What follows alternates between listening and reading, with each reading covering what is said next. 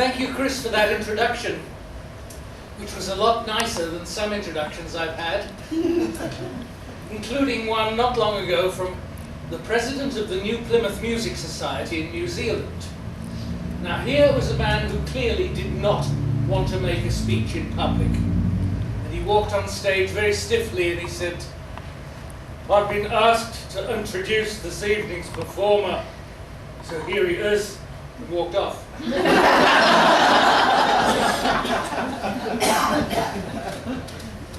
Even stranger, another music society, this was in England, and I was doing a serious recital of very famous pieces of classical music by very famous composers.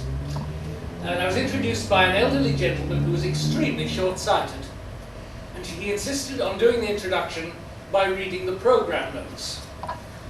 And just at the critical moment, his reading glasses slipped off and fell into the orchestra pit. Did that stop him? No. But at this point, it became clear that the only names in the program that he could read were the ones that were in the largest possible print. This is how he finished his introduction.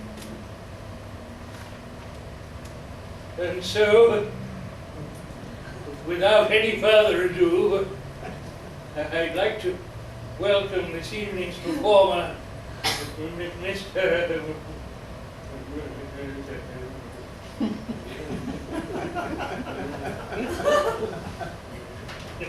Mr. Ludwig van Beethoven.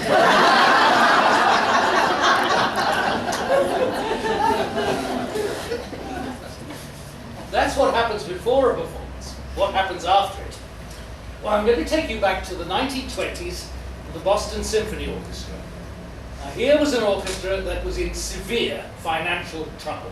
It was almost bankrupt, until it was bailed out at the last minute by a huge donation of money from a very wealthy lady whose name I would like you to remember.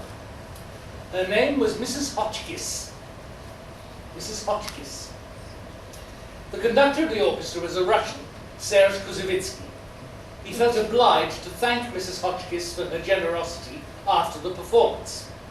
Unfortunately, his English wasn't quite up to the task. The concert went fantastically.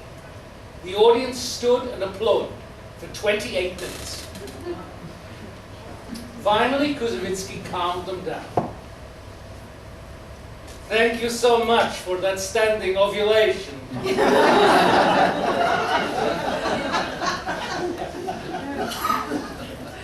This evening's concert would not have been possible were it not for the generosity of someone who I would like to thank from the heart of my bottom.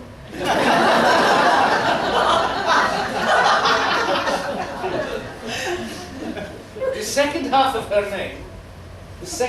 her name, remind me of something I do with wife every night when go to bed, and again every morning when wake up. So I'd like to say thank you so much, Mrs. Hitchcock.